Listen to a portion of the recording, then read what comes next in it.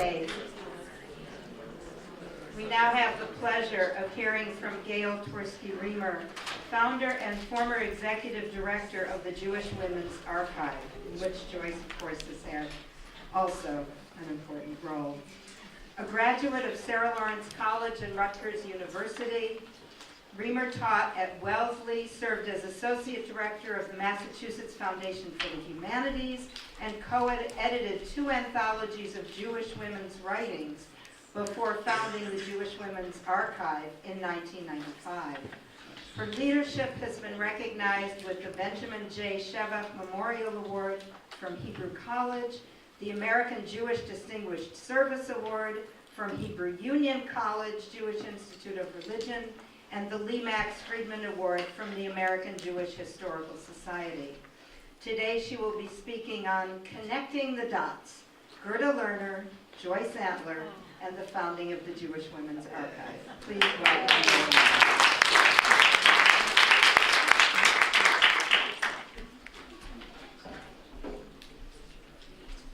So it's a unique pleasure to be part of this panel, and an extraordinary pleasure to be celebrating Joyce with them and with you for the far-reaching role that she has played, not only in documenting and theorizing women's history, but in championing women as they made history and aiding and abetting us as we built institutions intended to transform women's lives.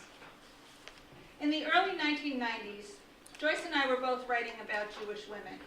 My work focused on women in the Bible, Joyce's on Jewish women in the 20th century. Her book on these women, The Journey Home, was published in 1997, the same year that saw the publication of the anthology I co-edited with Judith Cates titled Beginning Anew, and the same year in which Gerda Lerner published her intellectual autobiography, Why History Matters. But for the story that I want to tell today, the crucial years of that decade were 1993 and 1995. In March 1993, a 2-day conference on the history of Jewish women in the United States, organized by Joyce, took place here at Brandeis. The first conference of its kind, it was designed to explore whether Jewish women had a distinctive history and how that history was influenced by region, education, class, religion, etc. Gerda Lerner was the first person Joyce invited to speak to the conference. The story of that invitational call is now legendary. Joyce asked Gerda if she would give the keynote, focusing her remarks on the connection between her identity as a Jew and her work as a historian of women. Gerda, presumably offended by the suggestion of any such connection, simply hung up on her. But some 10 or 15 minutes later, Gerda called Joyce back. She first told Joyce that she'd never given the question a moment's thought, and then added that this was one of the most profound questions she'd ever been asked. Joyce's invitation to Gerda, as it turned out, was far more than an invitation to a conference. For Gerda, it surfaced buried memories, allowing Gerda to journey home, to recall her experiences as a young Jewish girl and a Jewish refugee, and to reflect on how these shaped her historical interests and practice. These reflections became the subject of the opening essays, including the title essay of Gerda's book, Why History Matters. Gerda's keynote, along with the other conference presentations, were also powerful confirmation of Joyce's hypothesis that Jewish women's history matters, even if that history had thus far been neglected by Gerda and her women's history colleagues. Perhaps worth noting that Joyce's most recent book, this one a limited edition of essays edited by Joyce and published by the Jewish Women's Archive, is titled Why Jewish Women's History Matters, and that's this book. The essay that Joyce wrote for the volume is titled Gerda Lerner, Citizen Scholar, because of my Jewish experience.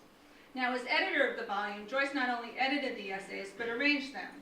Her essay on Gerda follows the essay by Shelley Tenenbaum, who's here today as well, titled Natalia Twersky, a JWA foremother.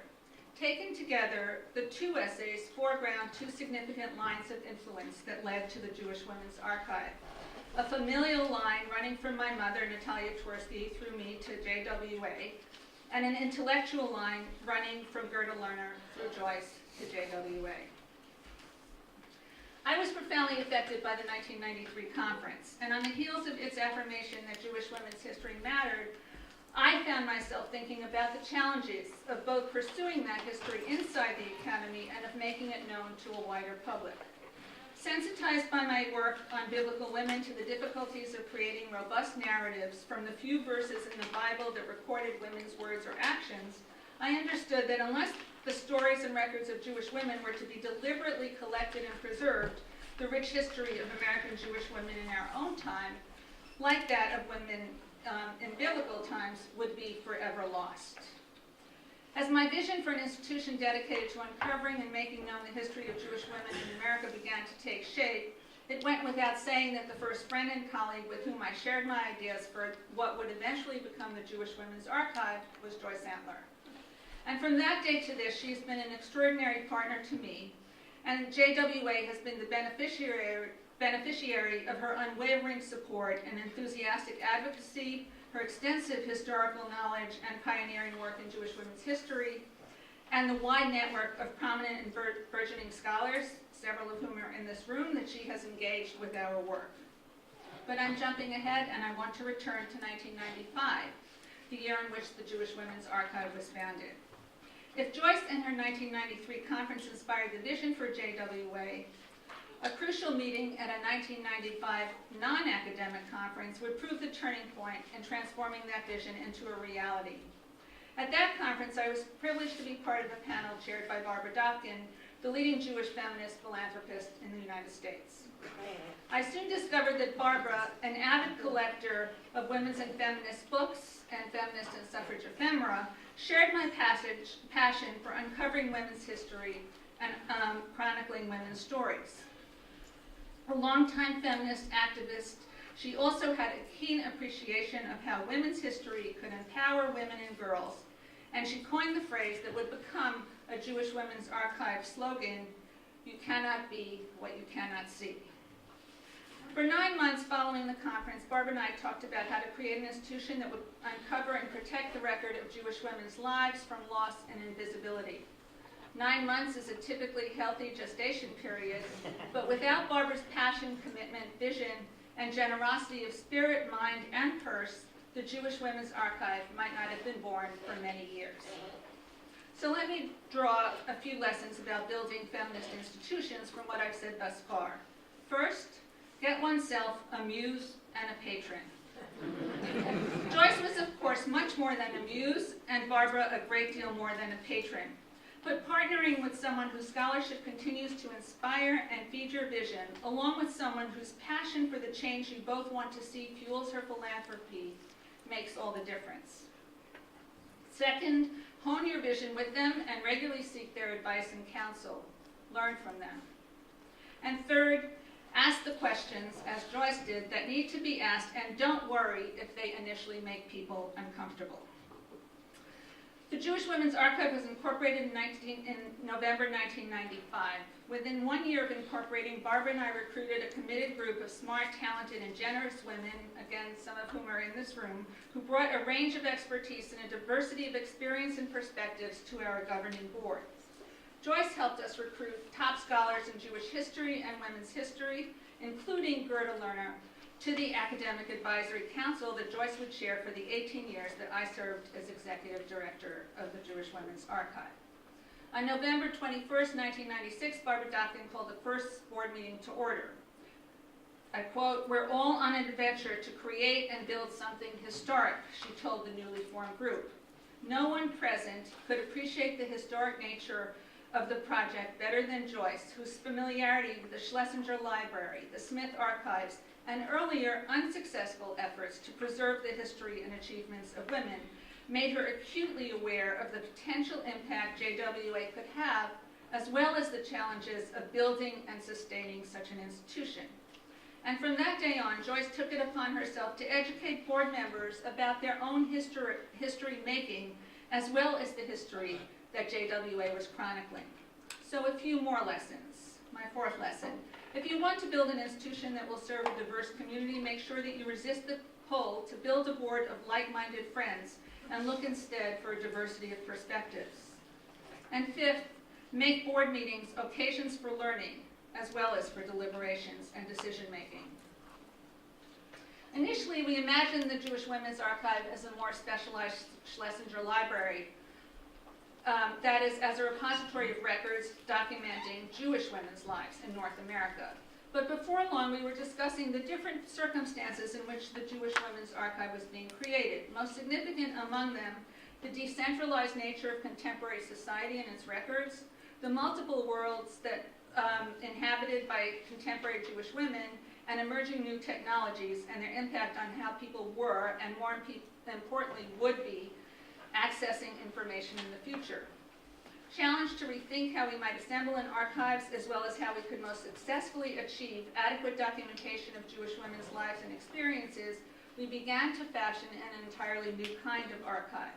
The idea of a virtual archive, an archive decoupled from a building or physical repository, was first proposed by Helen Samuels, a recognized leader in the archival field, and at the time, the archivist at MIT.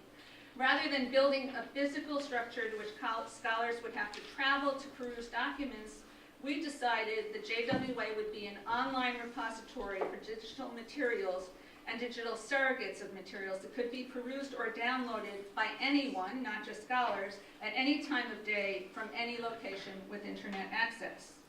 Though today one can find thousands of virtual online archives, it's worth recalling how novel and suspect the concept of a virtual archive was in 1997 when we chose to move in that direction. Another critical decision made in the first year was that JWA would be an independent organization, not connected to any umbrella institution within the Jewish or academic communities. It was a daring decision, but one about which Joyce recalls Gerda being particularly pleased. And I'm quoting Joyce. As a public historian and activist, as well as academic scholar, Gerda loved the fact that JWA existed independently from the academy and that it targeted a popular general audience as well as an academic one, end quote. Joyce, like Gerda, a public historian and activist as well as a scholar, also loved JWA's independence. Writing about JWA in You Never Call, You Never Write, she calls attention to its unique status as an independent archive. And in her 2000 testimony delivered to the President's Commission on the Celebration of Women in American History, Joyce concluded her description of several JWA programs by highlighting JWA's success at bridging the ivory tower and the community. Though on this occasion I can only give the briefest sketch of just a few of JWA's programs, I want to pause for a moment to underscore that though invited to testify before the President's Commission as the Samuel Lane Professor of American Jewish History and Culture at Brandeis University, Joyce, recognizing how valuable a platform that hearing was for promoting JWA, spent 70% of her time telling the commissioners about JWA's innovative, integrated, and multifaceted approach to the collection, dissemination, and use of women's history materials. 1 week later, Congressman Barney Frank, brother of Ann Lewis, who was co-chair of the commission, would draw on Joyce's remarks and as he entered testimony about the Jewish Women's Archive into the congressional record. So a few more lessons. 6 lessons. Share your vision and seek advice from others working in the same or related fields. And 7, seize opportunities to promote your vision and organization and encourage board members to use their speaking platforms to build the organization's visibility and reputation. Joyce didn't need to be encouraged, she just did it on her own. One of JWA's first projects drew its inspirations from a project that Gerda Lerner had inspired 2 decades earlier. And that was making the celebration of Women's History Week, which would eventually become Women's History Month, a national event. And I don't have time to tell that story of how Gerda inspired it, but some of you probably know it. JWA inaugurated its Women of Valor program in 1997 with the annual creation and dissemination of 3 posters of sometimes notable and sometimes not women.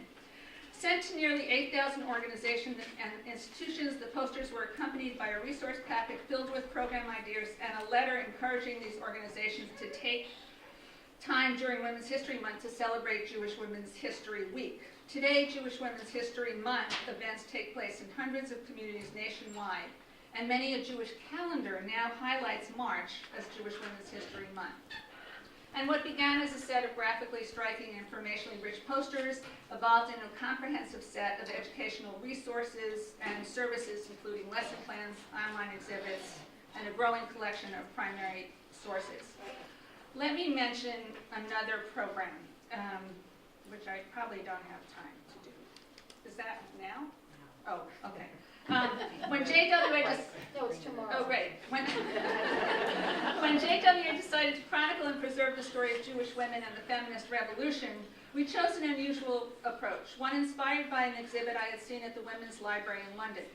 Rather than creating our own synthetic history of Jewish women and feminism, we designed an exhibit in which the agents of historical change, the activists themselves, would tell the story and contribute the majority of resources. We invited 100 Jewish feminist activists, a list Joyce was instrumental in helping put together, to contribute historically significant objects from their personal collections, along with short statements about the objects significant to them and to the history of feminism. Gerda Lerner was, of course, among those invited to contribute, and what she sent us was her copy of the first presidential proclamation of Women's History Week, signed by President Jimmy Carter. So probably the most important lesson to be distilled from the projects and programs I've just described, and many that I haven't been able to describe, is, and this is my 8th lesson, look at and to other feminist institutions and projects. Learn from them, build on them, partner with them, and when appropriate, copy them. A major JWA program initiated in the early years drew its inspirations from collections at the Schlesinger Library that gave voice to those whose voices were absent from the historical record. In a series of community-based oral history projects, we tried to capture the life histories of a pivotal generation of women whose lives span the 20th century. The interviews we conducted were the foundation for In Our Own Voices, JWA's guide to conducting life history interviews with American Jewish women, edited by Jane Guberman, who's here today.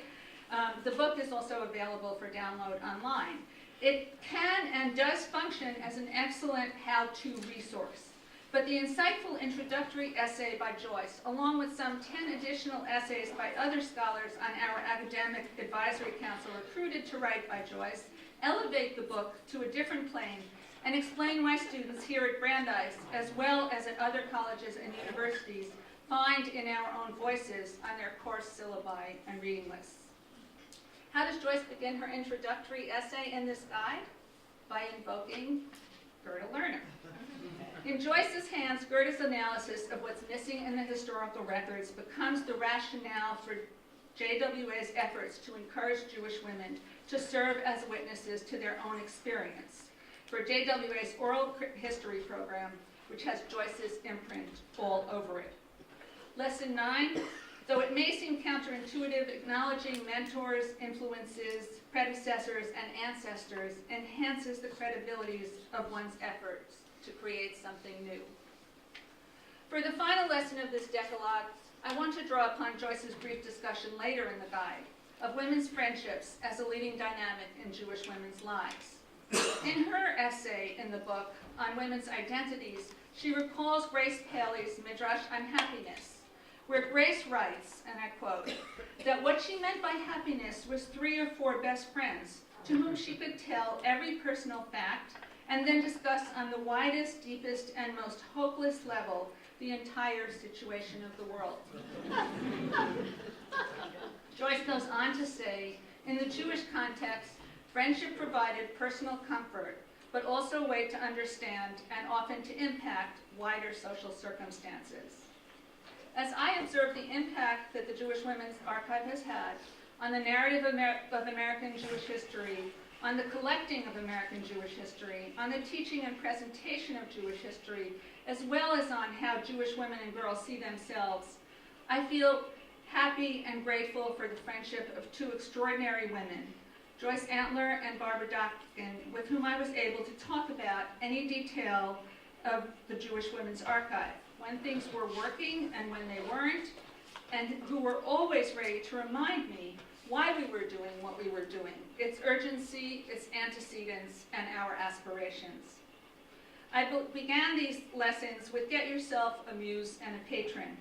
But I end by emphasizing the unique triumvirate that powered JWA.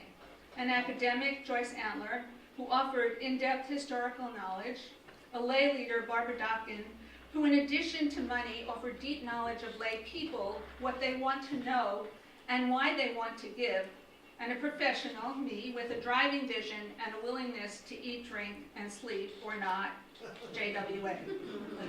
And since I don't have time to talk about Joyce or Barbara's significant roles in the Jewish Women's Archive's foray into documentary filmmaking, let me just add that if any combination of that kind of triumvirate I just described is comfortable with irreverence, eager to make trouble, and blessed with a sense of humor, you've got the central ingredients for creating an organization, a feminist organization, and a history that matters. Thank you.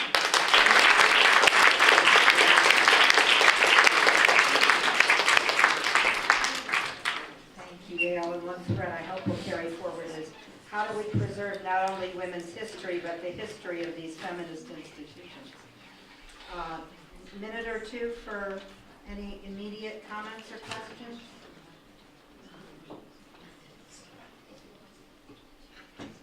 Okay, then I'm going to go on, and we'll bring them up at the end.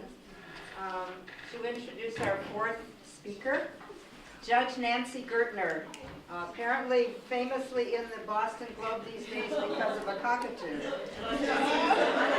But I'm going to dwell on her own accomplishments.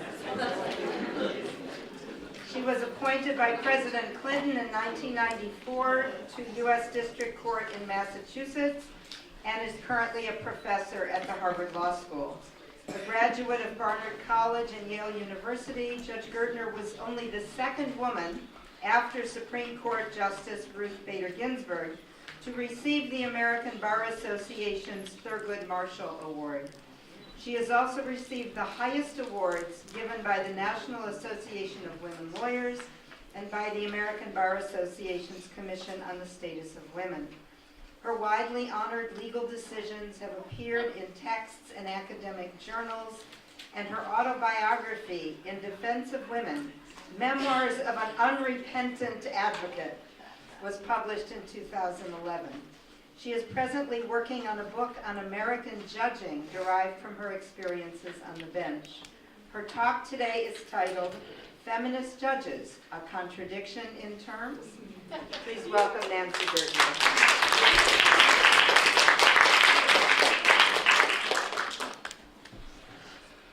I can't be seen over the, oh, there we go.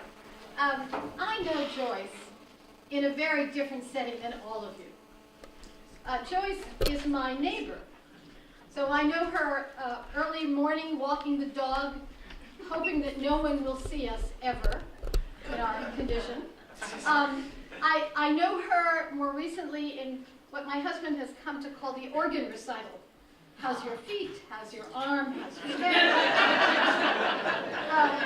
I know her as someone who constantly enlists me in her projects at Brandeis.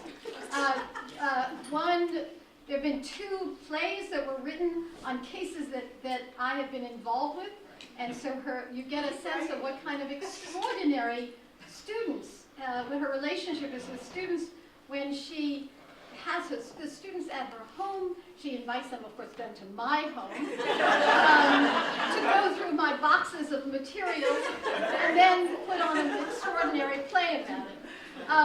I know her children. She knows mine. I know her extraordinary self-effacing approach. The enormity of her work really was not entirely clear to me until I looked at this conference and all of the institutions and people that she has touched. I'm making her incredibly uncomfortable, and I love it.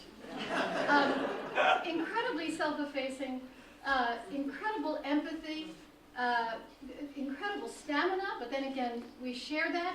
We email one another at 1 in the morning when our husbands are long since in comas. And also an incredible sense of humor that is reflected in our correspondence with one another. So I know, and then in addition, I have been sort of a regular visitor to the Law and Professions course that Joyce has taught here. women in the professions rather. I come to this talk in sort of a backwards way. As I was sitting next to Judy Narsijan, I can't say that I built any institutions. I think I may have enabled institutions. That was the role of the lawyer. I can't say that that my childhood and my education were framed around sort of Jewish social action. In fact, it was really very different. My family was very poor. When I first marched against the war, some of you who've read my book have heard this story. I tell it much better than I wrote it. When I marched against the war, I came home to Flushing, Queens to tell my father what I had done. I was so proud of myself. I was flying with, pumped up with this sense of what it was like to confront your government, what it was like to do something with your feet that matched what your passions were. And I came back to Queens, and my father and I had this huge fight for hours. And he said to me, Nance, it's one thing to believe in something. It's quite another thing to do something about it. And of course, that's a different Jewish tradition. That's a Jewish tradition of keeping your head down. That's a Jewish tradition of don't get your name in the papers. Certainly is a Jewish tradition of do not complain about the cockatoo who has nested in your house. So that was I basically reacted to the family that I was born in. I reacted to what I saw around me, and my reaction was enabled by the women's movement on the one hand and the civil